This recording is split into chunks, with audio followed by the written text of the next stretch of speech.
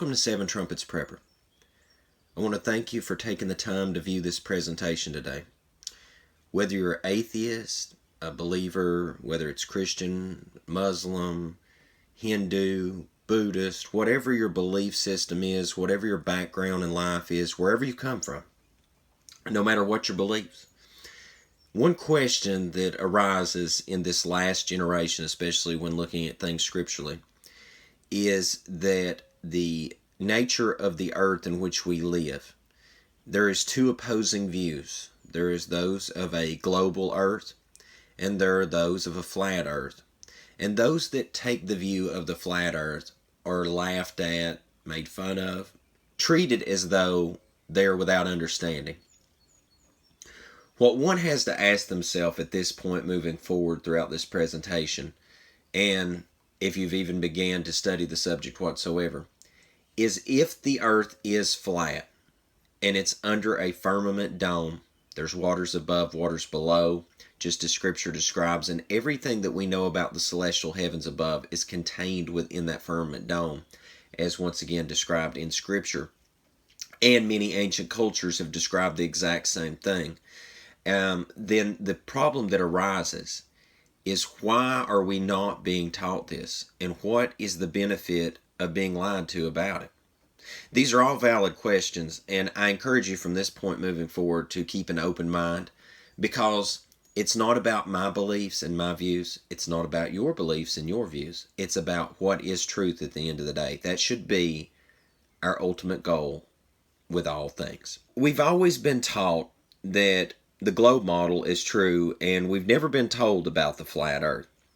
Now, if this is the case and the flat earth is true, then that means they are hiding the divine creator who created all of us. They are hiding an intelligent, creative being that is beyond our capacity of creativity. And what I mean by that is, we did not create this world. We are the created.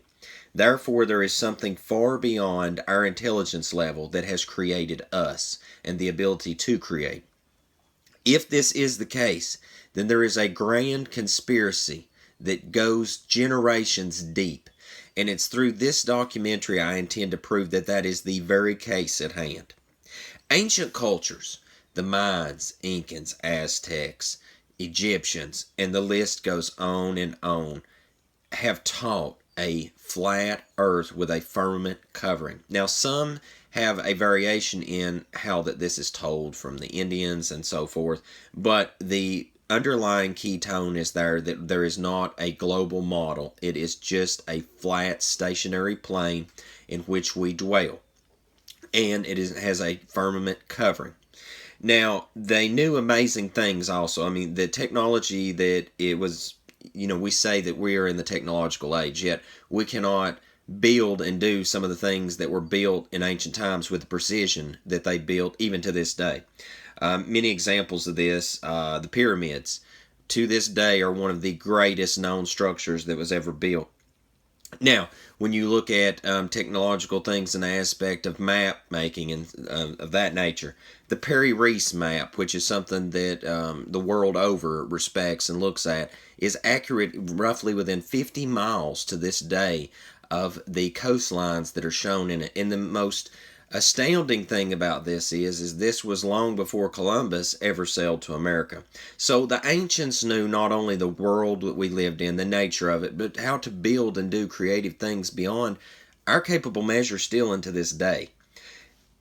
One of the things that we look at is, not only did Nimrod, that's spoken of in ancient scripture in the Hebrew text, not only did he know of the sky dome, but being that he knew that Noah, the account of Noah and the flood, that the waters possibly had been flooded down to the level below that where they could actually penetrate the sky dome, attempted to penetrate the sky dome. This is spoken of in Scripture, in the Tower of Babel, and also referenced in the book of Yashar.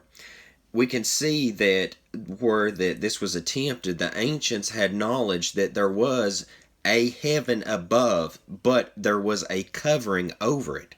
Therefore, there was something yet above that covering, which is the very throne room of the Most High Yah. However, if we fast forward to today, we find that Jesuits and Freemasonry have fully instituted a different view in mankind through scientism and religious dogma that is opposite to that of the Scripture, we can see that we live in a world that screams the truth of Scripture, yet we're being beat over the head to believe a different way. We fast forward to modern times, as I've just said, and we see that we have NASA, and that this global model is all that is taught and screamed at the top of everyone's lungs in the science community.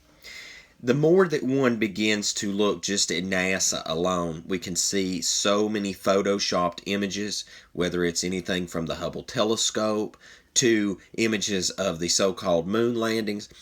You can take the images directly from NASA's website and begin to do a very careful examination of them and see that many of these have been Photoshop created, to even the fact that some even have the stage hand in the background or stage actors and etc. It is incredible at the deception that is put before us.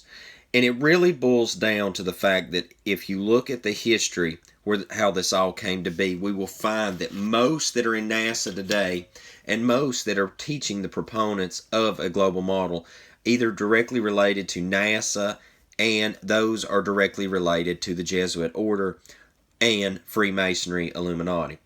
Now, the question is, once again, always before us, then why the great deception? Why the effort to create this?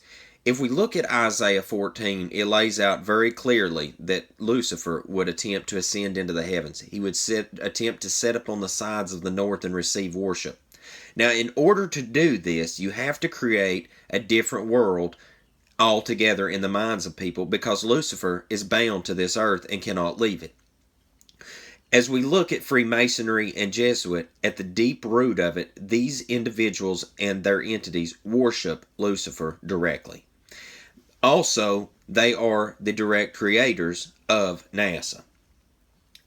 If we look at history backlogging from today to the beginning, roughly, of the Jesuit order, and we look at the Copernicus model of the heliocentric Earth, and moving forward, we can close this gap from the period of his time and to modern NASA by just looking at some simple examples. We'll first off start with going back as far as James Cook. Captain Cook was a very, very skilled sailor. No one would argue that at all. On his voyage around Antarctica, he never could find an inlet, outlet, or passage in. Yet he logged 60,000 nautical miles around Antarctica. He should have been able to go around the Antarctica that is visible on the global map multiple times had it been a global model, yet based upon his observations, he was never able to achieve this matter that is shown on a global model, yet right the opposite that would confirm a flat geostationary Earth that is shown many flat Earth models. As we also look at it, the 1800s map, we see that in the 1800s, as far back, that many people were well aware of the nature of the Earth and how that it, as it is, marked on the map, as it is. So many people knew the nature of the Earth, yet even though the heliocentric model was being taught. We can also look forward, and we have the scientist Picard go up into the literal heavens above, into the stratosphere, in a pressurized vessel, and seen the Earth as it was. And in Popular Science magazine, he plainly said, as it was noted in the Popular Science magazine, that the very world itself was flat from his visibility, even at that height. Yet the curvature drop should have already been huge. Lots and lots of curvature drop, yet there it was, very flat.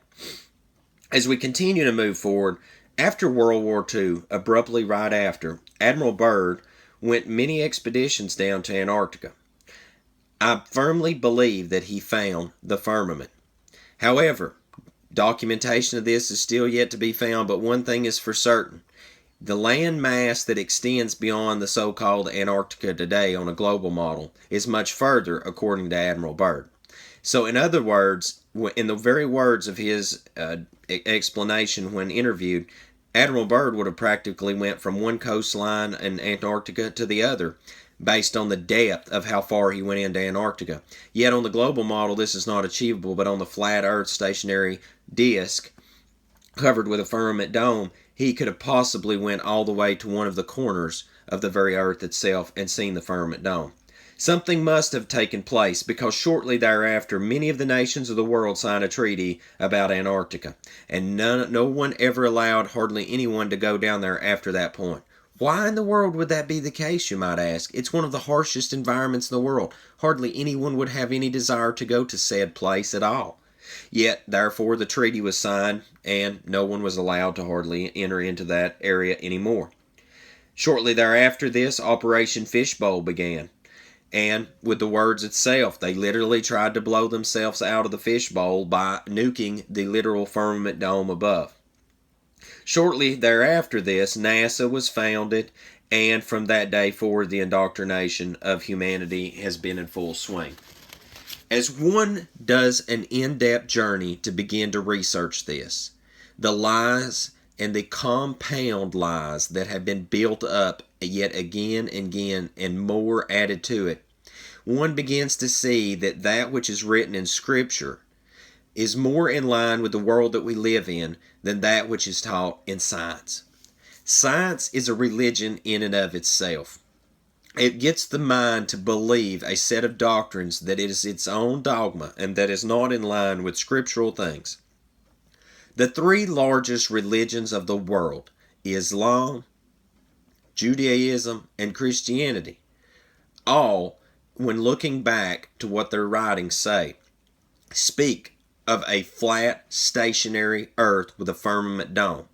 When fully studying this in depth, one cannot help but wonder what is truth and what is false, because the world teaches a fully different world than that which Scripture teaches. The more and more we study it, you can find a multitude of scriptural verses that back up this flat geostationary earth, as you can see presented before you here in the video. Please keep in mind there will also be a video created very soon, and you can find a link to it in the video description of this video, that gives multitudes of scriptural verses of the flat geostationary earth in which we dwell. Ladies and gentlemen, in this last generation in which we live, Scripture speaks of a great delusion. Okay, we live in the very last generation where many are deceiving and being deceived. I encourage you with an open heart and an open mind to fully study this out to see if these things be so. For if we do live up on a flat geostationary earth covered with a firmament dome, clearly described in Genesis 1, then something is amiss. Something is being deceived into our minds that we should not be believing. It is the hiding of the Most High Yahuwah, our Elohim, that created the heavens and the earth and all the people and the animals in which dwells in it. I know this is hard to believe. I know that when I say these things to you, the first thing that might come to your mind is, oh my goodness, we really do live in a Truman Show. I felt the same way. I even laughed at it. I didn't come to the knowledge of this through Scripture. I came to the knowledge of this through studying and testing the things which the world says are, but are not. If you take the time and begin applying the knowledge that I've just shared in these few minutes with you today, and you begin to also look at many of the things that are examples, such as the curvature drop, many people are already putting together clear demonstrations, such as the Chicago skyline and etc., of how that there is no curvature drop. As a person that works in the field with engineering and things of that matter, I do off-grid solar and off-grid construction. Anyone that picks up an engineering document will tell you that it always tells you to treat the construction as a flat, level area and do not account for curvature drop. There is so many things that I could tell you and spend the whole day explaining to you. What I will tell you is this. If you go to NASA and you begin a slow decompressing of all their lies, looking at them for the face value of what they really are under a fine microscope of observation and applying the flat earth to it, you will find that the fisheye lenses and the fake photographs and all the things that they have created are nothing but a crock of lies. Satellites, sadly, I know you may believe that they exist, but they don't. They're using high frequency antennas and all these things to transmit all this information around the world. Google Loon, it's a new project to put hot air balloons high up into the heavens so that there can be LTE around the world. Why would you need this if there was the multitude of satellites that are in the heavens above that they say they are today? Ladies and gentlemen, the more and more, like I said, you decompress this information, you will find that it is all lies. It is all deception. And any question that you have pertaining to the flat earth, it can be answered. The sun rising and setting, although it looks like it goes around a globe, it is the simple atmosphere, the water in the atmosphere that makes the sun appear to rise and set. Scripture talks of Joshua's long day, where the sun literally stood still in the heavens above and the moon. Had this happened on a global model, everyone on the earth would have literally flung off the earth itself, being that it was moving 1,000 miles an hour. All these things are just lies and deception that the world is saying. When you look at the scripture, it will tell you very plainly that we live in a geostationary flat earth under a firmament covering. Everything that is in this world, the celestial beings, the moving stars above, and the so-called planets, which are wandering stars described in the book of Enoch, all these things have been created from the very beginning. They are all part of this world, and it is not the world that NASA describes. I hope this video presentation has helped you. I hope it opens your eyes, and I hope it begins the curiosity spark inside of you to trust the scripture first and foremost above all things. Because if you're not a believer, or if you're a person that doesn't have faith, if you look at this one aspect alone, I have found that it has turned multitudes to the scripture. And once you do, there's no turning back, because you will find the truth there, and the truth shall set you free. I'm Seven Trumpets Prepper. I hope this presentation's been a help to you, and I hope we all can see each other in the new kingdom. And until we do, I hope you have a most blessed, precious day in Yahushua's name.